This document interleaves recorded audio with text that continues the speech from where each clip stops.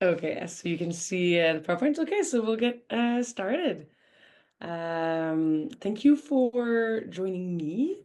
This is gonna be the last webinar of the Training Academy, which is sad in a way, but also like I think shows we've came a long way. A little bit about me. Some people might know me from having done trips with the Training Academy. For some people, I might be brand new, but I was one of the instructor trainer here in Ontario for the last 2 years and a half. And it's always hard to like do the math, but I have about like 8+ years of outdoor leadership experience. Lots of canoe tripping. Started in New Brunswick, but I've tripped in Quebec, New Brunswick, Alberta, and Ontario more recently. And when we do those webinars, they always ask us to take like pick a topic that we love because they know that being like kind of an instructor trainer and an outdoor educator, teaching like online is not my first like medium of teaching.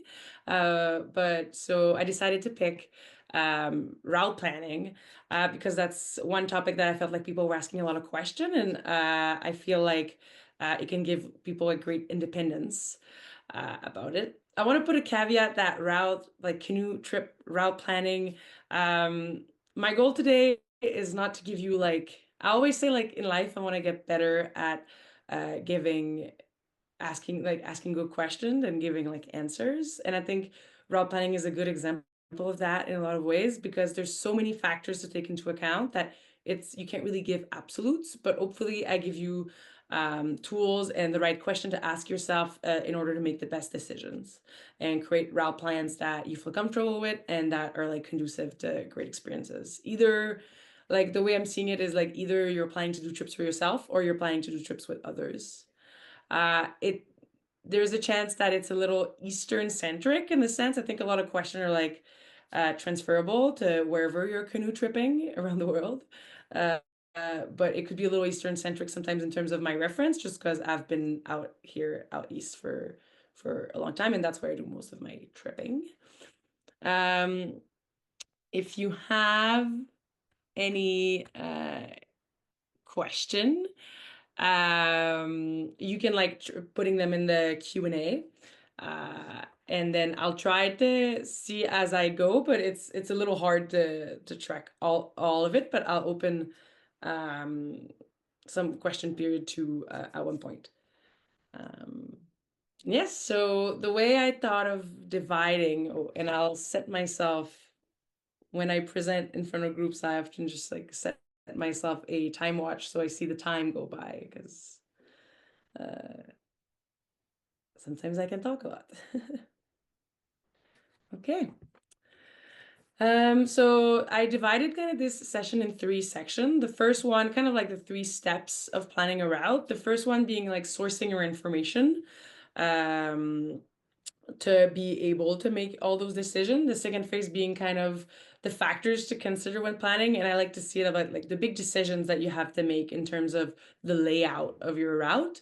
And the third section being like how to bring it together and how to present it and like document it in a way that's going to be allow you to better see your plan and to communicate with people you're tripping with, but also people from the outside that might need to come and support you. Because ideally, you never leave in the backcountry without leaving your like flow plan to somebody that is not going in the backcountry.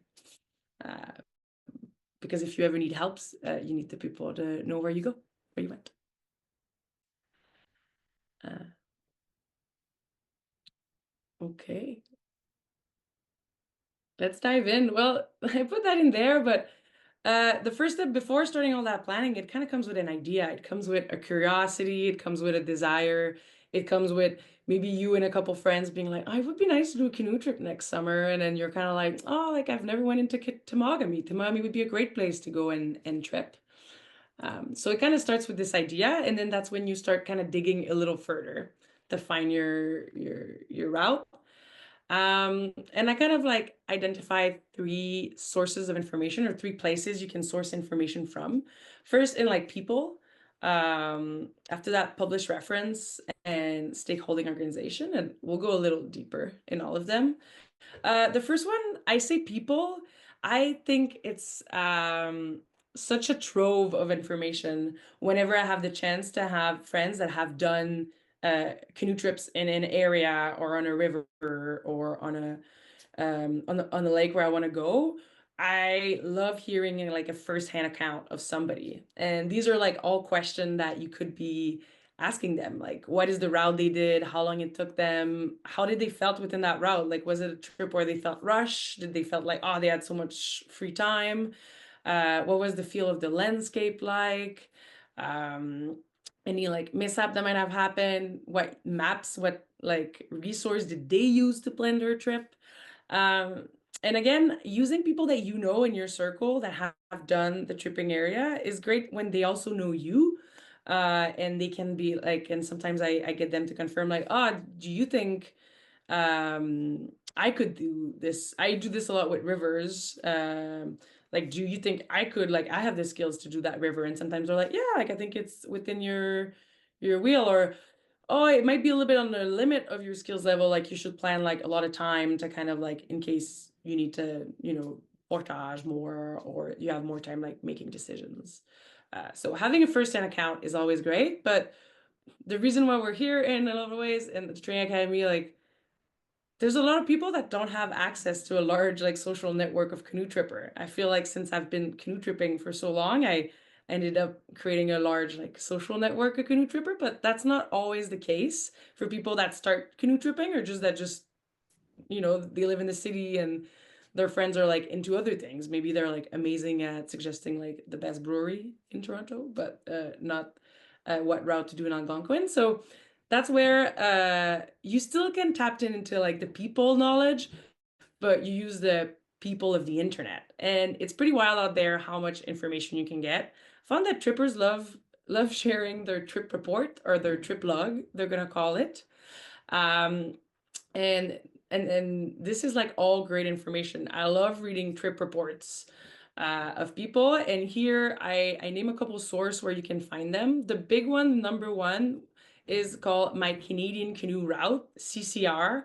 It's a website that has like a giant database of trip report, and it's kind of like community based. People submit their trip report, but there's also forum there to ask questions. So if you read a couple of trip report, but you still have like a more specific question, you can like ask the like common um and the people answers and show up. So it's a great tool. There's also a site called Algonquin Adventure. It's a little bit more Algonquin focused, but has a lot of Algonquin specific trick blog and like portage and campsite inventory page that kind of like it's like an inventory of like most of the campsite in Algonquin Park and what they look like and how big they are. And sometimes that can be useful if you plan like on a personal trip. I think like, two or three, like if you're a small group, two or three people, they can fit on any campsite. But if you're planning a trip with more people, planning to bring like your family, you're going to be nine, and you maybe want to be sure you have like a good campsite to host the whole family on. So, and then there's also a website called Voyager Tripper that has like curated trip log and blog about tripping and like a tripping planning tool. But that now I just realized going back to it, it's like curated by an old like back wilderness guide. So it's like she curates like trip logs that have like accurate information. Uh, but now it's like behind a little bit of a paywall. And more those are like some of them. There's so much that exists. There's also YouTube that I found a lot of people create like video montage that sometimes just gives you a little bit of a feel for the place. Um, but this is just like a small, simple application. Uh, so here are like a screenshot from those. So often when I'm put in charge of like planning a route, I'll go and dig down in the internet to go find trip logs if I don't know the tripping area. And if we as an organization haven't like, it's not an area where we have trip logs from the past. The one caveat I'm going to put about that is a little bit. I remember when I was doing like history classes in university, we were talking about like, historian, they like write a storybook using primary source of information. So kind of like artifact from the daily life of people that lived back then to understand. And then they write about how that life was. But the one thing that historians do is that I remember that it was written like those source always, it's all about the context. So I would invite everybody that uses a trip log from past or like trip, like information from a person to really think about who is that person that wrote it? What is their skills level? What was the composition of their group? How reliable is that source of information? And really put it within context, like what time of year did they do it? Because there's a lot, what's written in a trip log, if it's a trip log from 20 years ago, the rivers, the infrastructure, a lot of things, the lakes, the portages, a lot of things could have changed. So it's about like reading everybody, like every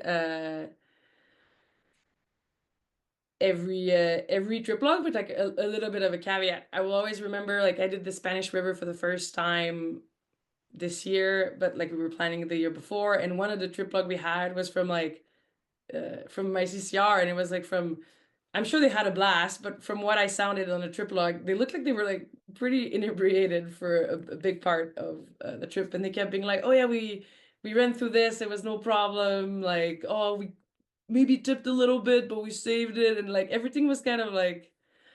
I like, I used it for what it was. Like, it was a different context to which I was gonna trip in that river, and I knew like the time frames that they were having. I probably would work within different time frames. If that makes sense.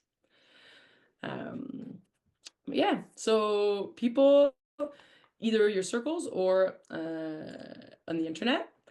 After that, you can find so much information in published reference. They are like a trove of information. In Ontario, you have things like, but I think it's also like that one, there's across Canada, like adventure maps. For Ontario, like the adventure maps are kind of these like already plastified waterproof paper maps, but that have informations. They even give you like sample routes with estimated time lengths. They're gonna give you all the different like access points, put in and take out, and information about that. They share some parks regulation and rules. They talk a little bit about the natural and human history. Uh, the natural and humanist, like the way their history section is phrased, it's I would always invite people to be a little bit more curious and go past it because it's a little like surface level, especially when it talks to like indigenous history of a tripping area. But there's some like neat little fact there's. Um, any like big safety concerns. So the adventure maps are like definitely a great tool for like when you are out there, but even before you're out there, they're like a planning tool. Other like that's more Ethereum specific. There's Map by Jeff. You might have known it as Jeff's Map in the past, and it like became unlustified for a while.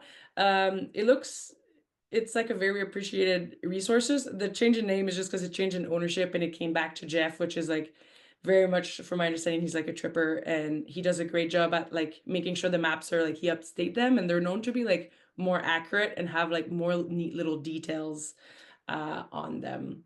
And he even offers like for like sections of across the map, he offers like a time frame that it would take you to go through, which we'll talk about it later. It's really dependent on the group that you're with, but it's kind of a nice like start. And he sells them like they're like you can buy the PDF version or you can have like a paper waterproof version.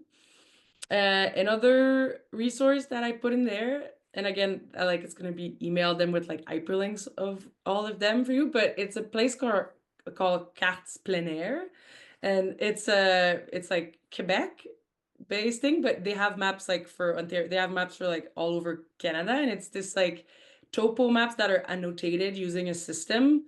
It's like community based. It's like you use those map at your own risks, but they're like there's a lot of great information about campsite portages. There's like it's kind of a like unofficial and people that are in Quebec that are in the outdoors, we like all know that link and we use it quite a lot. The maps are in French, but like for using the map as itself, there's not that like it doesn't take a proficiency in French that is like beyond it.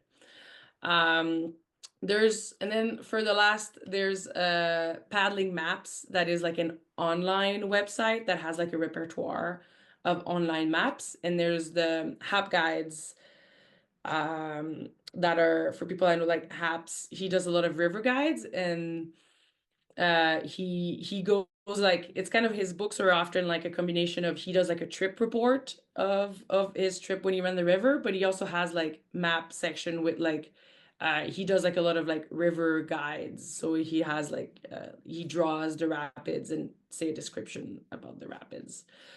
So in those published reference, you can source a lot of information that's going to help you in our decision making phase. And I would say like the dates that your maps are produced, like maps like Canada, when you think about it, is so big and so wide that things are like quite dynamic and change. And making sure you have like I often find that using like one or two published reference, one or two maps, sometimes there's like oh little difference between one to next map, and it kind of shows me where like things might have been dynamic and might have changed a little bit. So I like to use like more than one when I have access to it, and each kind of complement each other. And these are example of we have the adventure map, the map by Jeff. This is the Haps guide to the Ottawa Valley River, and this is like a screenshot of a type of map you would get from Maps Plein Air, from Cartes Plein Air. I don't know why I'm saying it with an English accent, but um, uh, okay. So yeah, and then finally, I think the one that I would say is your I would say that one of the big bet one of the big like organization that people kind of forget is to like try to like like tap into stakeholder like organization that have stakeholding into the tripping area where you're going and that really can like go and you can go and reach like a certain amount of depth of information that maybe is not in like your friends or like your circle don't know or those like published reference are not telling you or if you have any like additional question as you're planning. So parks and like land administrators often that stakeholder is like that organization is they're pretty like straightforward with their information because they want you to have um the most amount of information. But um I find that like calling them often you can have people that know the area very well of a park and can give you more details. You have a lot of volunteer information that a volunteer organization sometimes it's going to be called friend of like friends of Temagami, friends of Algonquin Park, friends of the Des Moines, or they might not be called friend of, but those volunteer organizations are often like a community of trippers or locals that really love that tripping area and work to kind of like make sure that it's like well maintained, and they often produce information, and there's people there that can support you. Um, oh, sweet. Thank you for the additional information. Maurice, the friend of Wabanki, I'll add it to the PDF format. Um, and finally, the one I think is forgotten sometimes is local outfitters. So there's local outfitters that might offer trips within that tripping region that you're interested in. Maybe later when we talk about transport logistics, you'll like you could tap into them to help you with your transport logistics or renting gear or canoes. But local outfitters I found are often a great source of information to their website, but often just like calling them and not being afraid of asking question like, do you think this makes sense? Is this doable at this water level, or is there uh, anything that I should know of? They're like a treasure trove of information. And then paddling federations often. Um, I know in Quebec there's this big project to create like a repertoire of all the paddable, like it's called La Route Bleue, and it's gonna be like a kind of database of all like paddleable waterways. Um, so yeah, but the big thing here is to not be scared to call them because I found that talking with a person and making those con connection can really like helps you in your planning, if that makes sense. Okay, so this is a little bit of sourcing of where to source this information. And after that, once you have accumulated so much information, uh, um, oh yeah, and thank you for the people that are adding resources in the like. Feel free ask questions to add like resources that you love and that you use from all over Canada, and then I'll make sure to add them to the PDF that's sent at the end. Ooh, I can see the resources that are posting. Okay, I'll make sure to add them, but I can name them. Somebody added that in Western Canada, Central Alberta, is the North Saskatchewan Watershed Alliance. That is great. Okay, so decision. So that phase where you're kind of like strategizing your route and planning. I've divided, we'll go through each those points one at a time. The first one is all about the put in, the takeout, the transport logistics. And it's the one that for me, I always find the most dynamic. I think like statistically, the most dangerous an imprevisible part of my trip. I always say it's when I'm driving to my put in and when I'm like driving back home. When you think about it too, I personally feel like during those period of like putting in and taking out and the transport around it is also when you're like you have so much more variables impacting you. I personally found that once I'm on trip with my people and the territory, there's way less like variable thing to take into account than the amount of like all the other people that are traveling on the roads, the state of the roads, there's just a lot that can happen. So um once you've decided where you want to put in, so here again, it's again the approach that when you're planning a trip, the question, the question you should ask yourself, in terms of your put in and your takeout, you should probably ask you like, what's the size of that put in? What's the traffic like? Sometimes those put ins are going to be public boat launches. Like I'm thinking of they're going to be like public boat launch where if you go there on a Saturday at 10 a.m., you might have like a lot of motorized boat trying to pull out at that put in at the same times, and that might like add a little bit of stress and a little bit of time. Is there a fee? It's not rare that you're going to have to pay a boatage fee where you're putting in or taking out, depending on what type of put in or take out. If it's a public boat lounge, you don't have to, but sometimes on maps or they're going to suggest a takeout that are like at an outfitter's office, and sometimes that allows you to kind of save one day that like to kind of make the trip the right length, and there's advantage to that, but they often charge like a boatage fee to take out. So that's one thing to know. If you don't know if there's one, just feel free to call the outfitter and ask them.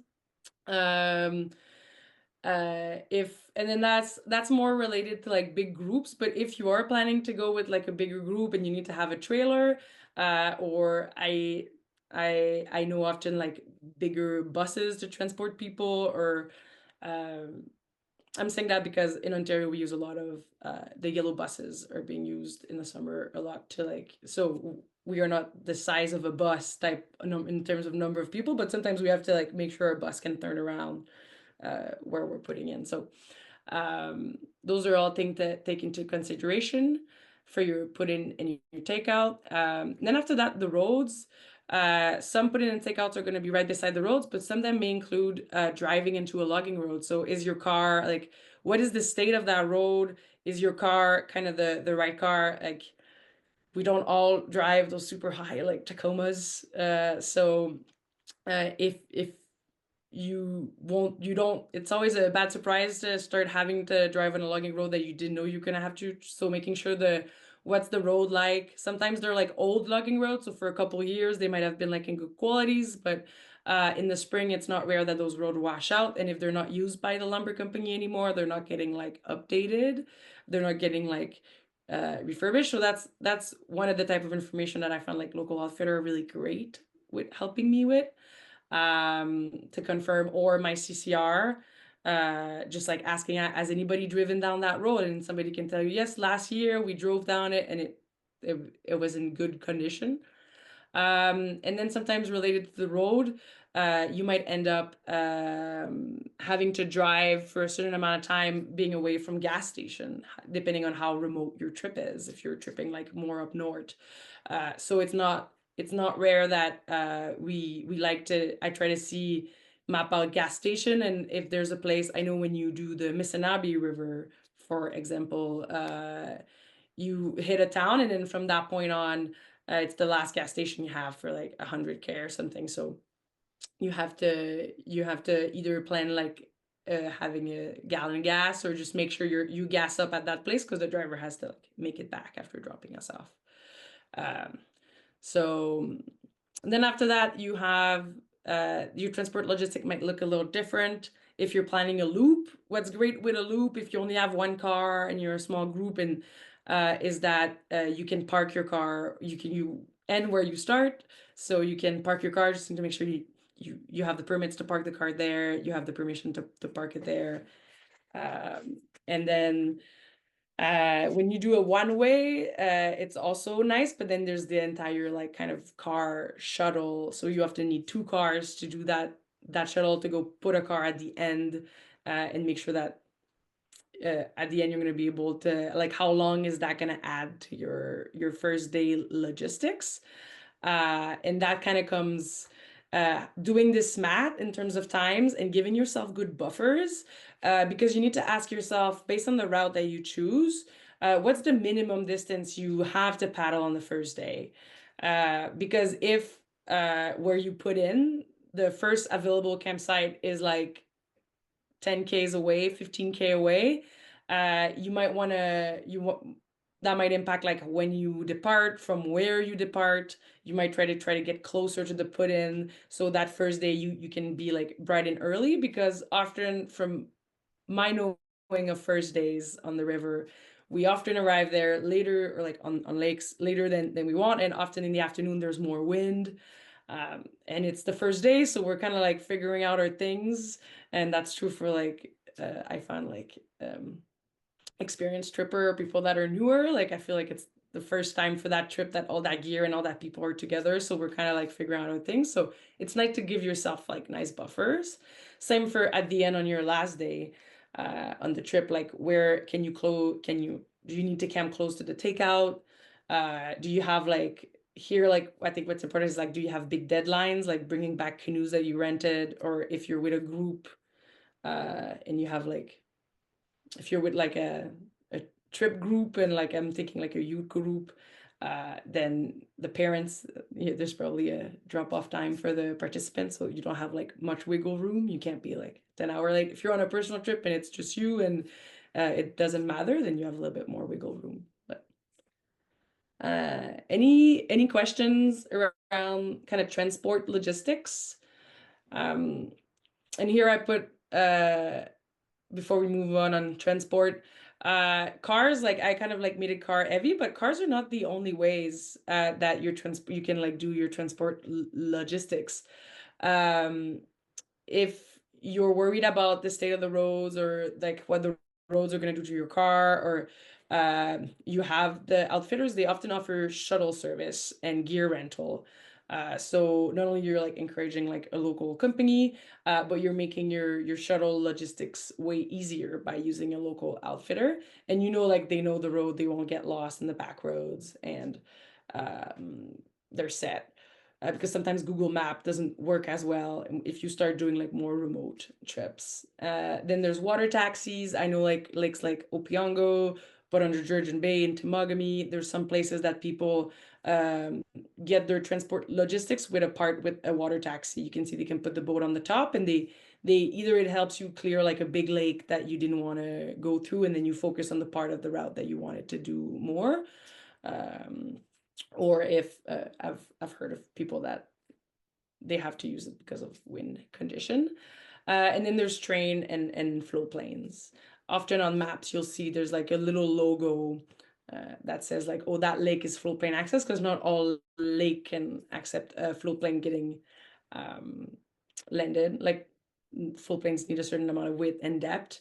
And in train in Canada, we have a lot of rivers or lakes that are like beside our train systems, and it's not rare that trains are used to, you give them a kilometer mark, a kilometer marker, and they drop you at that kilometer marker. Um, I know it's the case for rivers like the Moise River. That being said, this gets like exponentially more expensive, from like car to water taxi to train to float plane. Is like it really adds big costs when you have an access score. Okay. Okay, so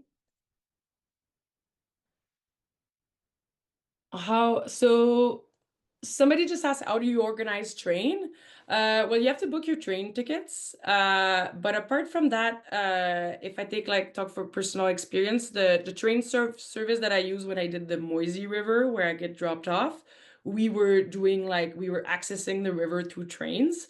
And we basically kind of called them ahead of time. We booked our tickets and we told them that we wanted to get dropped off at this kilometer marker. And because that train is very used to that, because a lot of First Nation that camps along that trail line. So they're like, we weren't the only stop that was in the middle of uh the wilderness. So they were quite used to that. That was not a new um, demand. There's other trains. I know, like I've heard of groups that they, for a resident of another, they have to like exit around the northern river, and they call ahead. They had to schedule the train, so they knew when the train was gonna cross that river at that bridge. And they called ahead, and it was like prearranged that the train was gonna stop to get them. It's quite like, it's a great experience. I found it's really fun at the train factor. Like you have to like feel they have like those, you feel like one of the back train with all your things, and um quite fun. Uh, okay. Okay, so if we go next, I feel like often people, one of their big questions is like, how much do I paddle every day? And I found this general guideline is interesting because I was sharing it with, because right now we are doing winter staff training here at the outward base. So I had a lot of uh, tripper friend around me, and then some of them were like, "Oh, I agree with this," and some of them were like, "Oh, really? Like, is this for the advance? Is that too much?" And then somebody was like, "Oh, I've done like way faster in the past." So this is an average in kilometers an hour you can do depending on your level. Um, I personally feel like with you groups, like I've never went 6K an hour, rarely. Even with like adult groups or education groups, like by the end of a trip, I'm happy when we do like 3 to 4K an hour. But the one thing I really want people to understand is that everything depends, nothing is always, and everything is sometime. And I know there's something that would be so reassuring if I could tell you like, you always paddle 10Ks a day, and but it's just not how it works. So we'll dig a little deeper about what are the things to take into account to try to estimate how far you can go on a canoe trip, and every day, and how you can map it out. Um, first and foremost, for people that were with us with the training academy and became OCC certified, uh, and this with the field leader paddling or hiking, a big component, like a big core idea at the basic of that training is the idea of having a participant-centered leadership, and that is being done by making sure you have a clear vision for your trip. And having a clear vision for your trip means understanding who you're tripping with, and what's the purpose of that trip. And here, I think that's one of the big things that's going to impact the distance. And that's true for guided course, but it's true also for your personal trips. I have friends that they really love, like their experienced tripper, and what they love is just going a really long distance, and they want to be like waking up, munching down a quick thing of oatmeal, and then start paddling and be there till the sun sets, and then they up out and they go to bed and they repeat, and that's where they find their fun. And I have other groups of friends that they love making brewing, like slowly waking up, meditating by the water, brewing coffee, um, baking cinnamon buns, and then they go on the river, they play a game, they do a side adventure. There's no right or wrong way to trip. It's just about you understand what's your goal and making sure with the people that you're with and you're planning your trip, you're kind of on the same page with the type of experience you're trying to like curate for yourself, because that's going to impact how many Ks you're going to plan for yourself in a day. Um, we'll we'll dig here. So in terms of distance, the second thing I want to talk about is environmental factors that are going to really impact how much you can travel in a day. We have the idea of like flat water versus white water. Sometimes people think like, oh, like, and it can be true in some instances that white water you have current pushing you, so you can go a little faster. That being said, there's often more obstacle that you're encountering in a whitewater setting, and it really depends the type of whitewater that you're doing. Here out east, we are in this mountain range that are like pretty old and pretty eroded away, which made that our river are what we call like drop in pool. So we often have like section of rivers that feels a little bit more like lake-ish in between section of rapids compared to out west where it's like newer, like, geologically speaking, compared to us, a mountain range that has a steeper gradient, and rivers are often like more continuous and have more current. And maybe in those cases, it's more consistently true that you're going to have more current that's going to push you along the way than in Ontario. In Ontario, sometimes it's not rare that we're on a river trip, but we cover like quite big like lake sections, or the river is quite wide and just doesn't have like not much current that we can feel. It's like, this is making a difference. Um, and another factor to consider, it's somewhat related to flat versus white water, but how easy is the terrain to navigate? If you take into a lake system that's pretty like smaller lakes, pretty straighter forward navigation, or a river that's pretty much more straightforward in terms of just like figuring out which way to go, compared to if you tripped in bigger lake systems, like the Temagami is quite large lakes with a lot of island, and sometimes can take a little bit more while getting your bearings on the lakes. During the pandemic, we started tripping in the Georgian Bay area, and beautiful area, but felt very much like a sea, an inland sea. And with all the island, we our guides had to start tapping into more of their like navigation tools, and that takes a little bit more time. So if you have to take time to reorient, then a big factor that is like improvisable, like it's improvisable. I don't think that's a word. Unprovisable. You understand, like it's hard to predict, but what's easy to predict is where you're going to be more vulnerable to wind, or where it's more likely to happen. You don't know if it's going to happen on your trip, but you know it's more likely. So if you're tripping on really big lakes, you know, if you're tripping in a very big lake, because of the concept of fetch, so wind tends to like build up and accumulate over large distances. So a large body of water is more likely to produce a big wind event. If you're hopping on from small lake to small lake, then you know you'll always have a little bit more shelter from the land.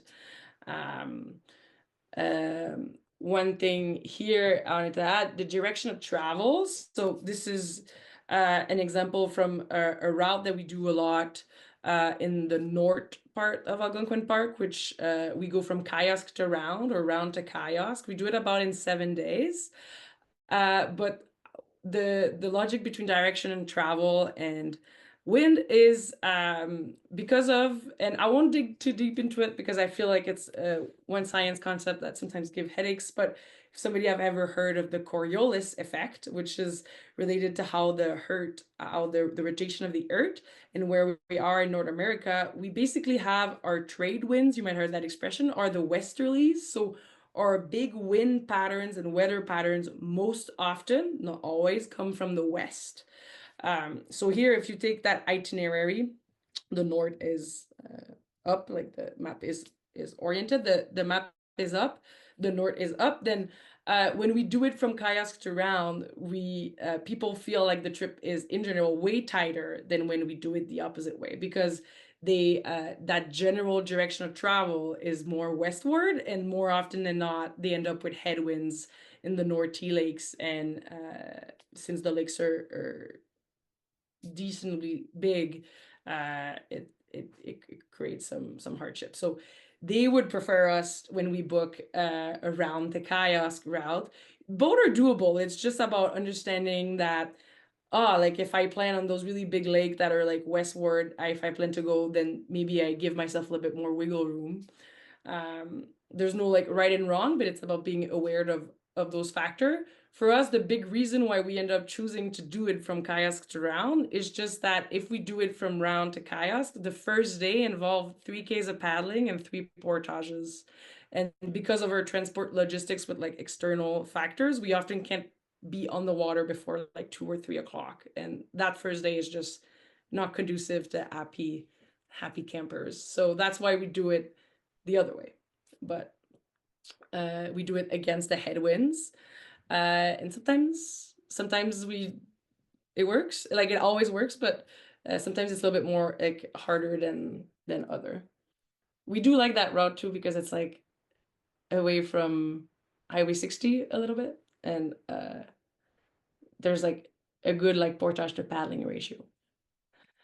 And here is an example of the photos on the left is actually on a trip where we were that exact route, and Norty, we just got crazy headwinds, so we ended up walking a little bit on the side. And then on the right is another example, but it's not an example of like the westerlies hitting. This is like the Mississinapi. It ends that river goes all the way to the Hudson Bay, and as we get closer to the Hudson Bay, which like we're like going towards the north, but since the Hudson Bay is such a big body of water and wind can fetch on it, you start for the last day or two of that trip, we start having like crazy wind effect. And it's like kind of this toss of the coin, what type of weather you're gonna have and how far you're gonna be able to travel that day.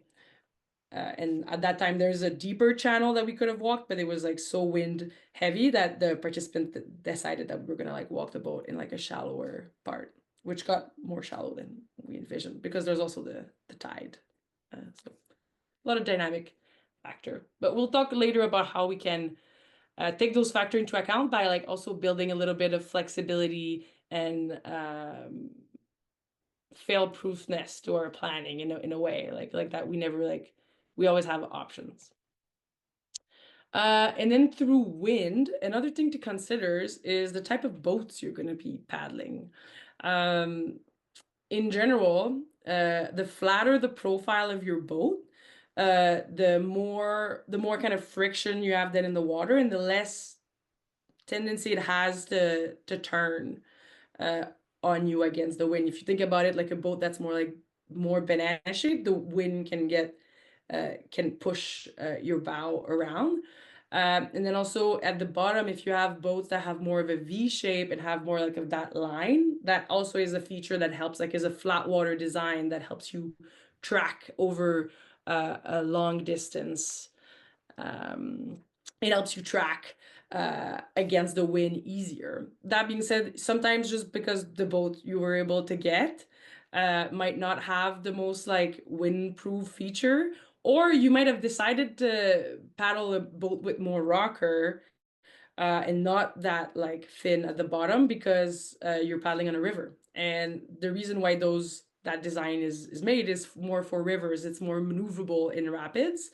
But uh, out east, then when like as we say, we drop in pool when you're in the pool after and you're in that lake in between those rapids, then you get more prone to wind. You're like it's harder for you to to track.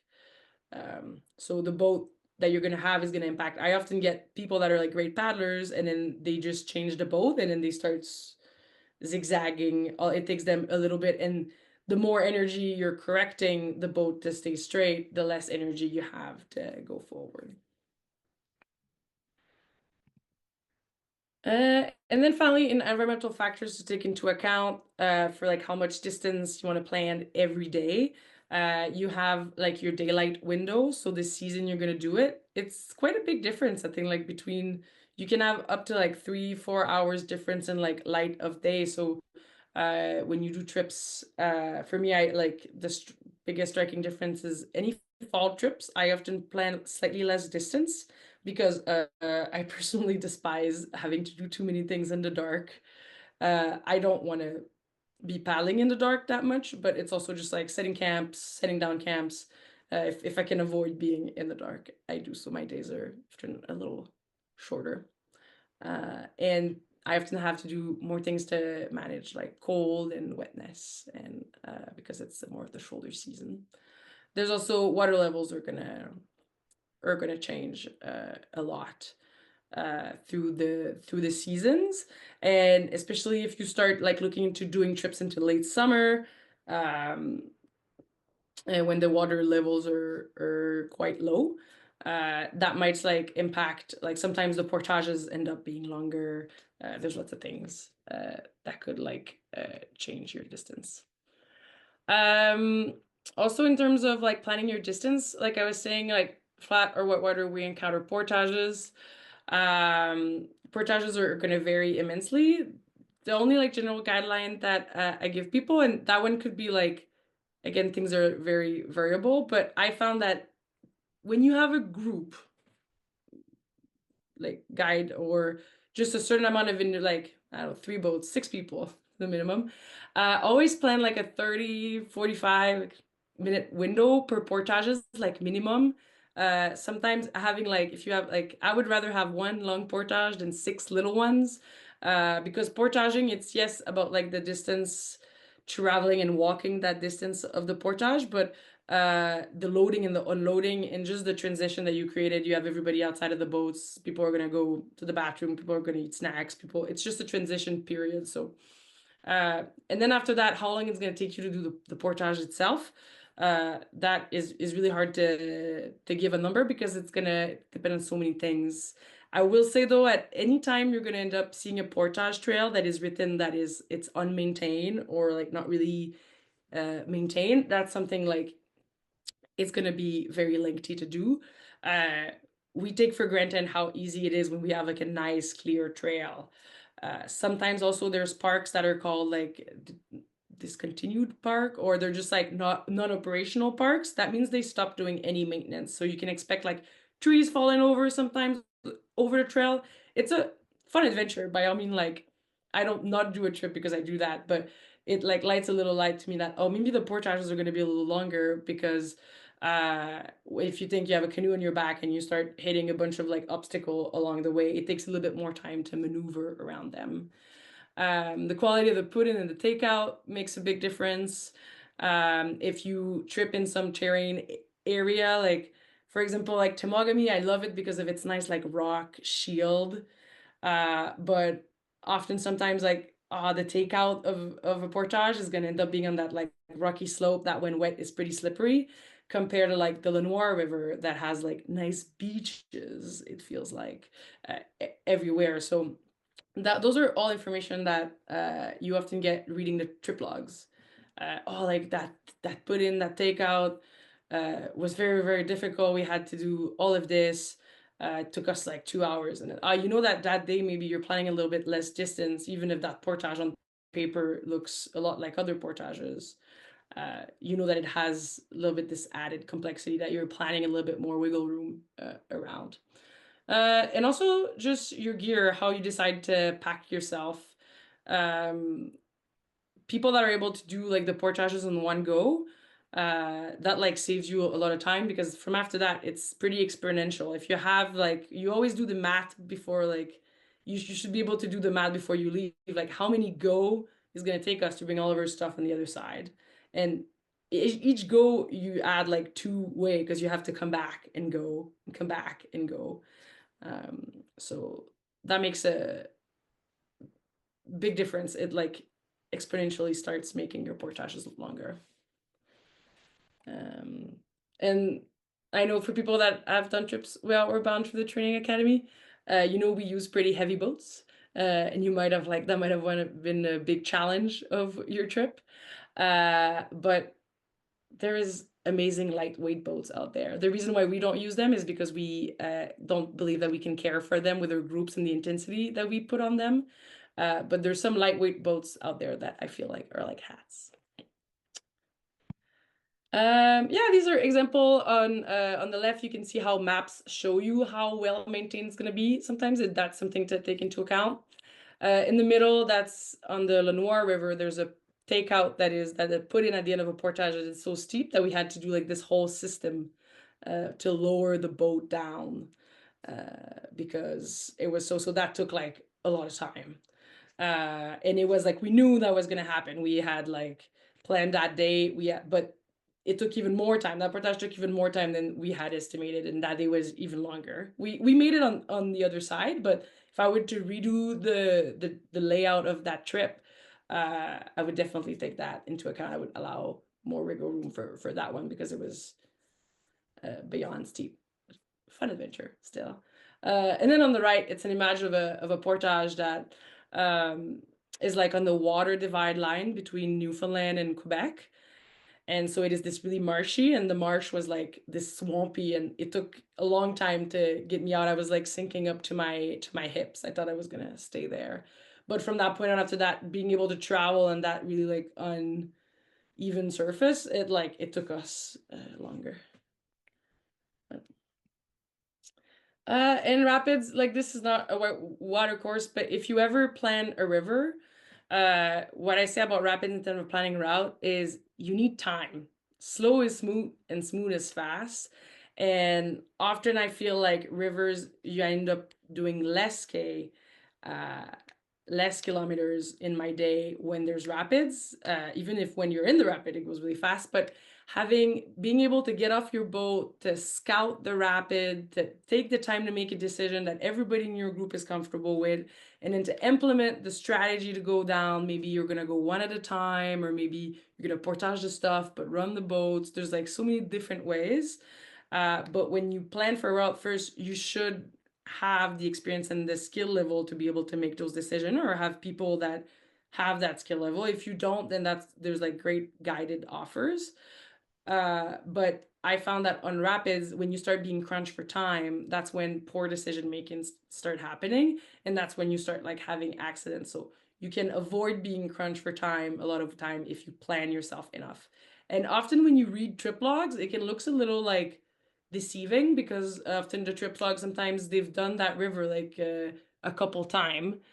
Um, uh like they've done that river a couple of times, so they already kind of knew a little bit. You always need to rescout, but they were familiar, so it looks like they're cruising through a certain route very quickly. But for you, if you're doing it for the first time and depending on your skill level, don't be scared to add yourself a lot of time. And then I have a question here: are all river considered rapids versus flat water? um I'm not sure, but like a river, the rapids are like the section of like whitewater. um so in a river, the river might not be like all rapids. The river might have section of like calmer water that still has a little bit of current or lake in between, and then the rapids are really those section with like more obstacle, more moving water that are more dynamic. That the rapids are kind of like this puzzle you have to solve before you can keep going. So I don't know if that answers the question, Christy or Oliver.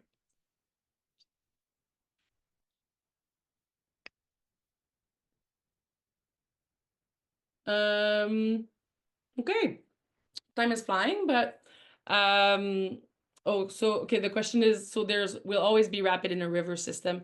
Often. Often, I would say. Hard to say always. Sometimes they're more like, and they have all like different gradient, like different level of difficulty. But you can often expect that there's going to be rapids. And I know some, for some like tripping companies or some like, I know that they're like flat water. I know of flat water paddlers that paddle rivers because they're beautiful. They just by default portage around the rapids because they're not there to do the rapids. Like they're there to like do the river. Um, so they often, yeah, they will often have rapids, but there could be long section without a rapid on a river. Um, and often on a map, it's going to be defined by a little line, little line crossing the river. And then following your decision making process, uh, it should be part of your route planning to be planning for any access point of emergency access that you would have along the way. And that can look like a lot, it can look like a paved road, a logging road, an ATV trail, train station. I know of groups that had to leave a river by train once. That was their only out, and but they had to leave it because the water level were going too high. A float plane or an helicopter, I just want to encourage people to be realistics, um, because it's different out west, but I found that out east, uh, it's not because you're there and you're like, we need an helicopter that your one is gonna come. Uh, Often, most of the support I've gotten in times of emergency have been through like land access. We just have, unless out west, there's like more helicopters and more resources there for that. So sometimes when we do like simulation with people, they're often very quick to be like, "Well, I'm just calling a helicopter." But the reality is that it's not that it can't come out east. It's just the time frames are probably gonna be longer. So, and the idea here is to really like understand a little bit like how far, if I have a problem along the way and we have to go, how far is like my next exit? How far do I have to go to go and get help? Um, so if you think that ahead of time before, because once you're in the field, you don't have as much resources. You're often not going to have any network. Ideally, what you have is a communication, like satellite communication device, so you can reach the outside people that are there to support you and communicate with them where you are and what you need for help. So, but that should be a key steps. And I found that using again outfitters like local knowledge the park, it's totally legit to call a park and be like, hey, like I'll be doing this route. If something happens along the way, is there like an alternate exit? And sometimes there's like alternate like access points that they don't put in our takeout. They're like logging road. They don't want people to like use it as in just a regular access. But if there's an emergency, like by all means, a car is gonna reach uh, there. Um, and that helps you kind of ask yourself question like sometimes before I leave on my road, I like to ask myself, where is the most remote I'm going to be on that trip? Where on that trip on this map am I going to be? It's going to be the longest for me to access help or to get out. And knowing that sometimes that helps inform kind of your risk management decision making. I'll just choose to here. Oh, I like this quote. When you do this, like failing to plan is planning to fail. That being said, there's also this quote from Taylor Swift. I just discovered it that just because you made a good plan doesn't mean that it's gonna happen. And I think that's also very true. And it's really like trial and error. And that's why like my favorite quote is if plan A doesn't work, then the alphabet has 25 more letters. And when you're planning a route, like it's not about the plan itself, it's about the planning. And there's possibilities. You see, there's so many different factors and dynamic things that having like a plan B and knowing your route and your tripping area enough that you have a little bit of flexibility always help you. One way to get that flexibility is having a layover day. I recommend having a layover day in your route if your route is like, I would say 10 and plus days, just because at one point you're tripping, or like 2 weeks and plus, because you're tripping, and it's good to, if you decide to trip and move every day, it's good to have the flexibility to have a day to kind of like reset your system, but also that layover day, then if you're getting hit by bad winds, then you can kind of adapt and use that layover day for transport. You can also sometimes, like on lake system, have kind of alternative route, and kind of like you have your plan, you've booked your initial plan, and then your but you know you have like a back pocket. So this is an example here. Again, I use a tripping example from that we do here. We often do a canoe to Opeongo. Um, People noticed one year we did an Opeongo to canoe in 14 weeks, and the instructor didn't like it because uh, they were getting hit by main winds a lot of the time. But so you do this route, but sometimes, depending on the group, sometimes it's just, they're not progressing fast enough, and that's okay. So we have this kind of like shortcuts that can make this itinerary like shorter. Uh, and then, but also sometimes we have groups that are just like super eager and they want more, and they're like progressing super fast, and they just get winds in their back and life is beautiful. So we can give you more. And then the instructors know that that's within the realm of possibilities, and often they call us and we just readjust the permits. But so it's nice to try to think about um, that, and that can look like this, or it can look sometimes also just being aware of, if you're not making it in time, do you have like an alternate, like good uh, access point? And that allows you to be a little bit more flexible. Finally, we're running out of time a little bit, but putting it together, um, it's really helps you. It helps you first when you're doing this. Sometimes I often map it out. So this is, I'll show you. I love mapping it out in a table. This is like the outward bound, kind of like the route plan we use, where we have the date, the day of trips. I found like the date really helps, because when you're out there, you like forget dates. And sometimes like it makes a change. Like on a Saturday, if you are like your itinerary passes by a very like busy or like an access road, like you start seeing a lot of people. Sometimes it helps me having the dates. It's like the connection with the real world.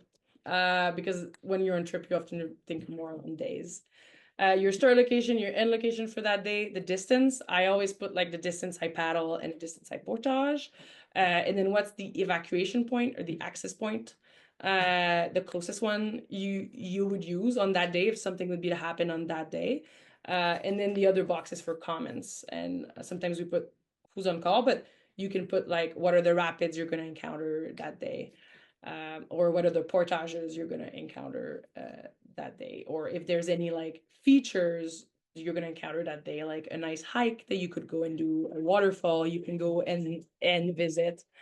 Um, so that's a very nice way to lay it out. I also like to lay it out on a like I put that on like a Google Excel file, and like that I can see at the end of the like, oh, does it make sense? Like it helps, it sees you big picture and helps you see if what you're planning makes sense.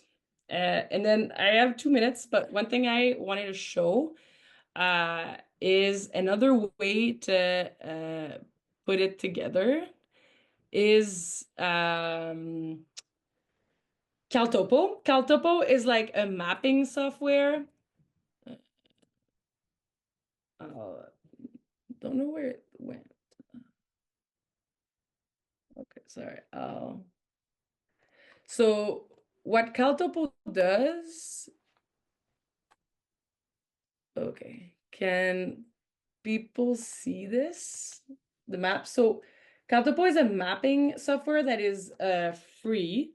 And what it does that I love is that I can build routes I can build my route and I use it as a planning tool and I can from this point on I can like save the link and send it to anybody that's going to be my support from the outside, and that person is gonna be able to see like the big picture of my route. So here I took one link, but you can like personalize the map by adding like little emoticon, like you can add lines or markers. And then I know, for example, that there's an emergency exit here, so I can say evac one, and it really helps. So you can create a custom map.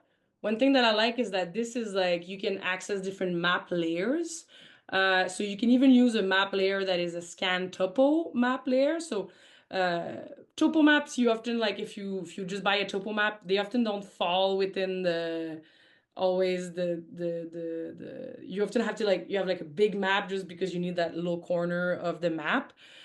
So I like using topo map because not only can I personalize the map like this and access this layer, but I can then go and I can print it. I can add the UTMs on it, and it's gonna generate a PDF for me that I can print that has my route in my itinerary. So it's to create a nice printable map using that. Also, it has access to like different layers. You can also like layer the layers on top of each other and add different views. But what I like is that there's a global imagery one that allows me to access satellite. At the bottom here, you can see what satellite like how old it is. So this is a 2019 image. But often if I'm kind of wondering, I'm looking at one of my a different map, I'm using an adventure map, and I see that there seems to be like a logging road crossing that path. I'm like, is this still a road? Or I'm kind of wondering. Then I love to go like sneak peeking on satellite images, and sometimes you're able to kind of see like, okay, yeah, there's a road going there. Then the next question I asked myself when I was planning that trip is like, I don't really think people can just like drive to that road, can they? And that's when you call parks. Sometimes you call the parks. And you're like, hey, I'm wondering, I'm going to do this route. I see that there's this road crossing there. Is this like a road people act like can drive there? Or is it just like a road that park warden go there? Like, I'm just trying to think about my logistics if ever there would be an accident. Um, so those are like neat things. Also, one neat thing, as I know I'm like a little bit over time, but one super neat thing that I like to do is I, looking at a map and you can measure the distance when you're on a map, and that's a great skill to learn to do. But I sometimes when I'm just planning like a long trip, I can use their like uh because of the layers I use. You can see it, but you can like get your measurement. So this lake travel is 5K, for example, and or if you and this is all free. The only thing is your maps are public when you're using the free thing. So your maps are like people are like able to see it, the maps that you're doing. So if you're doing any secret mapping, then you might want to pay. And then here, if you press, you basically can have all the, I keep messing it up, position here. It gives me like the UTMs and the decimal degrees. And so sometimes when you're planning it, this is a nice like tool to make it a little easier to get your because for your evacs it's always great to be able to have the UTM coordinates if you ever have to communicate. So yeah, I don't know if there's any question. And again, for people that like registered and we're here for the webinar, the goal is to send you this like this PDF that has all of the info that we just discussed, like all of those questions to kind of like be a working start when you're planning. And one thing that I would add or say is that don't be like worried to just try it. Just try it like, and sometimes like it's like you're building that experience when you're making routes, and it's about trying them. And still to this day, I plan a route, and then sometimes it's like, oh, I you live and you learn. And yes, the recording, I think it's gonna be posted and sent through the link. If there's any question, like, thank you for like joining me. You're welcome to go. I know we had past the hour, but if you have any question too, feel free to email me, beatrice.beaudoin.masse@gmail.com. Can you export the track from Caltopo to a GPS? Yeah. So with Caltopo, all of your files, you can export it in like a GPS friendly format. Yeah. Which I forgot the name of the format, but definitely. That's what I love about it too. I can like transfer it to like uh all my like different like GPS softwares. And you can import it too. So if you ever like do something outside and outdoor, you have your GPS, you take some track, and then after that you want to like map it out on a map with the different layers, you can like that works the other way too. It's pretty neat. Sometimes I'm like out on a trip and I would do it for like, and then I like talking with a local, I meet somebody with like a quad somewhere that I don't expect it, and I'm kind of like, oh, is there actually a quad trail here? And like it's more like back in the bush, and I like pin it on my GPS, and then I am able to go back at base and like share the UTM of now I know there's there's an access point there. Somebody, Paul, just asked a question about meals, and it's for sure with like how much distance and portages you would want food that is like lighter weight. Are you thinking like you thinking of resources for have off of my head like that, I can't think of it. I do believe that I don't know if you, Paul, if you dehydrate food, but I think like that would be your secret. I don't know where you're based out of too, depending if like you make your own meals or but I know there's an Ontarian company called MHO that is like a tripping food provider, and they have a lot of like very good dehydrated staple food. Um, and there's a book that I really love that's called the Dehydration Bible that I found great uh great like dehydrating ideas when I used to own like a little like home dehydrators. Commercial. Okay. Yeah. MHO is like near Huntsville. That's a great option. One thing I like about MHO too is that they have lyophilized, just kind of like cold dehydrated eggs, which are sometimes like hard to find. And I some people don't like lyophilized egg, but uh I like them if you spice them well. And I found that that helps with the creating lightweight breakfast diversity. That is AKA not always oatmeal. I don't know, Paul, if you bake a lot. I know the OB like newsletter just came up with like our calzone recipe, but I found that like we use like lightweight Dutch ovens that are like the GSI brand. They're like aluminum, so they're pretty light. I would say like lightish, but I do find that I don't know for a long trip when I'm trying to be lightweight, like the ability to bake some of the bread or some of the then you just have to like carry the flour, and it's pretty delish. Oh yeah, well, bannock is a that's great. I feel like for um and like that you don't have to carry a Dutch oven. Goodbye, everybody.